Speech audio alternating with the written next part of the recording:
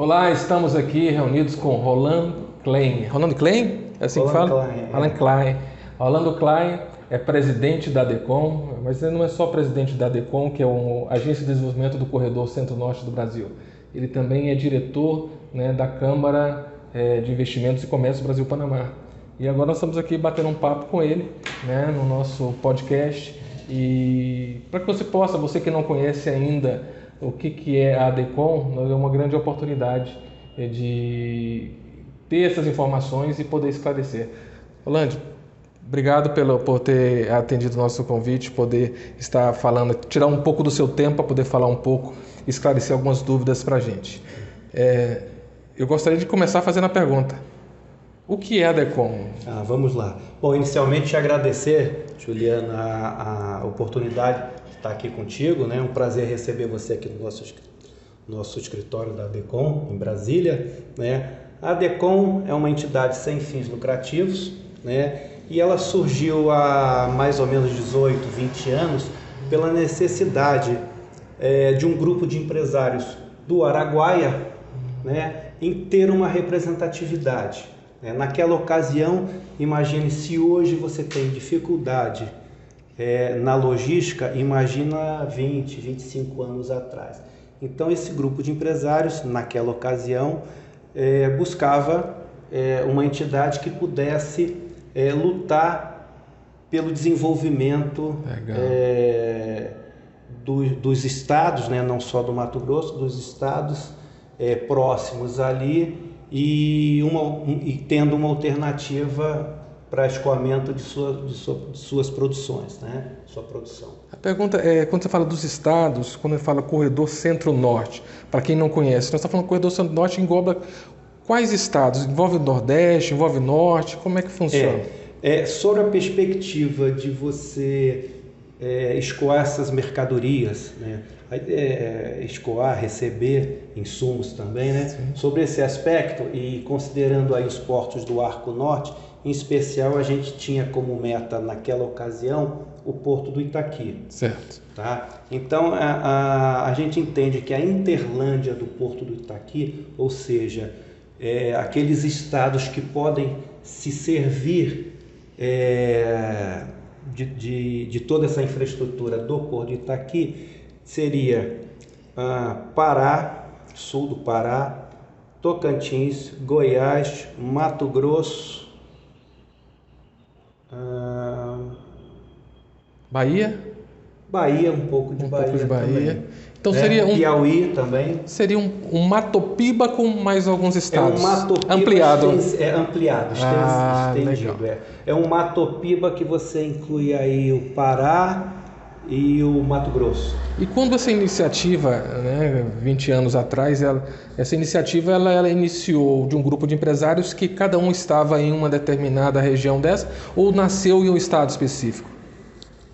Nasceu no Mato Grosso. No Mato Grosso, A ideia nasceu no Mato Grosso. Então, naquela ocasião, a ferrovia Norte-Sul é um trecho muito pequeno, e a ADECOM participou naquela ocasião aí com outros presidentes, ativamente dessas discussões que culminaram nessa ampliação da própria ferrovia, E hoje você tem a ferrovia já praticamente ou quase ligando Itaqui a São Paulo, Tá. E quando a gente fala de corredor, é importante também falar para a nossa audiência aqui que nós estamos falando de corredor, não estamos falando apenas de ferrovia. Você está falando também de uma análise sobre o aspecto da rodovia, sobre a possibilidade de uma hidrovia, sempre pensando de como desenvolver esse transporte na região norte e nordeste do Brasil. É isso? A ideia do corredor ela é multimodal. Então a ADECOM ela nasceu na ideia da intermodalidade, da utilização de vários meios de transporte para essa movimentação de mercadoria. Entendo que, então, dentro do que você explicou, a ADECOM é uma agência que ela tem seus associados e tem empresas, deve também instituições parceiras dentro desse processo e que, consequentemente, deve ter uma ligação também muito importante de interlocução junto ao governo, porque são pautas de infraestrutura, pautas que o governo precisa estar inserido para que haja esse desenvolvimento e que esses gargalos sejam vencidos, correto? É isso. Eu costumo dizer que o grande trabalho da ADECOM é justamente de influenciar as políticas públicas em transportes, né? Ou seja, contribuir com o governo, né? Mostrando aonde o calo aperta. Até hoje a gente roda ali pela 153, pela 158 e você passa em pontes de madeira em algumas localidades, né? Então, e aí você vê uma carga de soja pesadíssima passa numa ponte que eu passo de carro com medo. Né? Então, essa ainda é a realidade. Ainda é a realidade. Ainda é a realidade. Apesar de ainda ser a realidade de alguns locais, a gente percebe que ao longo do tempo, através do trabalho da ADECOM, né, de trazer essa influência não só do ponto de vista político, mas do ponto de vista técnico, trazendo números, dados, né, e também ajudando o governo a traçar políticas públicas de longo prazo, entendendo qual é a dinâmica desse transporte ao longo dos anos. Considerando isso, e eu sei que são vários avanços que a ADECOM contribuiu, qual você destacaria, né, o principal avanço nesses 20 anos aí? Olha, o principal foi fomentar essa utilização e a expansão da própria ferrovia Norte-Sul. Tá? Um outro avanço interessante e significativo foi a batalha da construção das eclusas de Tucuruí. Tá? Porque sem isso você inviabilizaria uma navegação. Embora elas ainda não sejam operacionais, elas dependem ainda de uma série de questões, inclusive ambientais, mas se elas ali não estivessem, você estaria com uma futura hidrovia inviabilizada. Entendo. Por exemplo. Eu tive a oportunidade, trabalhei em uma usina hidrelétrica do Lajeado, né, e não teve a eclusa, não teve a mesma oportunidade que está tendo aí, e isso acaba sendo um gargalo na navegabilidade, correto? Eu não posso dizer para você que isso foi um erro, né? No passado existia uma prioridade que era a geração de energia. Sim. E foi nascido justamente nessa fase, 2000, né, 2001, Isso. Na época do apagão, né? Isso. Então, precisou priorizar. E priorizar, muitas vezes tem que colocar para gerar, depois a gente vê o que a gente faz.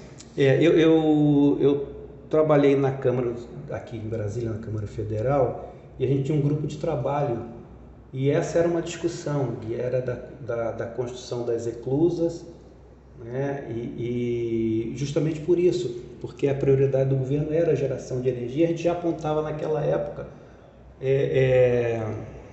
essa necessidade dessa coexistência pacífica, né? O termo técnico, o uso múltiplo das águas, né? De você poder casar a navegação com a geração, de energia, vamos dizer assim, responsável. Legal. Presidente, uma informação importante é o seguinte, apesar de todo esses avanços, o que a gente percebe lógico, tem os seus desafios e que com o tempo isso vai ser trabalhado, mas a gente vê também uma preocupação da ADECOM, não só no ponto de vista da interlocução com o governo. Eu vejo também que a ADECOM, ela ao longo do tempo, ela tem buscado promover diálogos, inclusive não só com empresários, mas permitir que a sociedade possa participar no sentido de enxergar o planejamento logístico de uma maneira macro e quais os impactos que pode ter na vida de um pequeno empresário, de um médio empresário, que muitas vezes não é do setor, mas que isso desenvolvendo acaba impactando o negócio dele e gerando novas oportunidades, correto? Sim. Nós temos uma iniciativa que leva essa discussão, por exemplo, das hidrovias no Brasil, né? Que é o Circuito de Diálogos Hidroviáveis. E quando você estimula a utilização de um modal, você acaba estimulando toda uma região, porque você tem que ter ali estações de transbordo.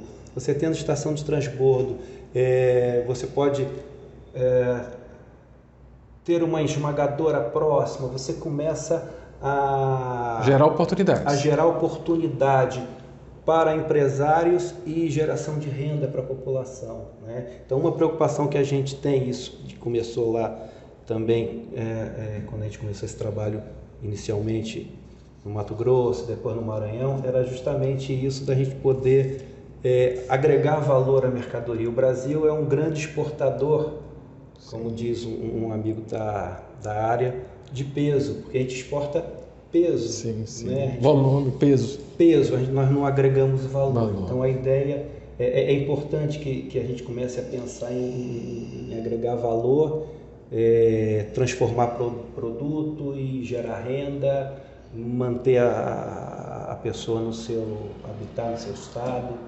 Presidente, uma só pergunta, né? Você falou sobre o desenvolvimento de uma maneira mais ampla, e nós vamos estar realizando um evento chamado Brasil Global Connection.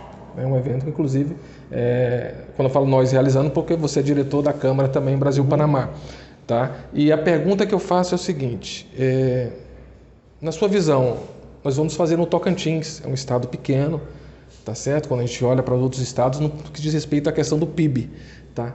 Você acha que foi uma decisão acertada? Presidente Juliano, eu não acho, eu tenho certeza que foi uma grande escolha.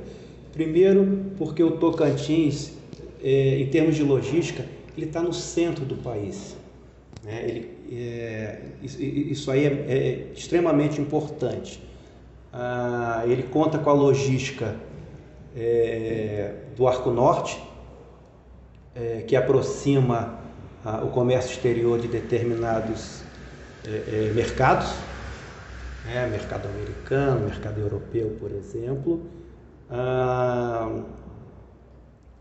e pelo Tocantins passa o principal backbone de transporte do Brasil, que é a Ferrovia Norte-Sul. Então é muito importante que esse evento aconteça no Tocantins com essa visão de comércio exterior. Tá? A gente tem uma logística muito apropriada no Tocantins para isso. Ouvir isso do senhor nos traz uma tranquilidade, porque nós estamos falando com autoridades no assunto, de pessoa que entende tudo isso, que tem trabalhado há muitos anos para desenvolver isso, e nos traz um selo, né, para que as pessoas possam entender. Eu sempre brinco, presidente, o seguinte: o Panamá é um país de 4,5 milhões de habitantes, está no centro ali entre a América do Norte e a América do Sul. E ele soube aproveitar o que ele tinha de melhor, que é a logística, e é uma potência, ela tem o seu destaque a nível mundial.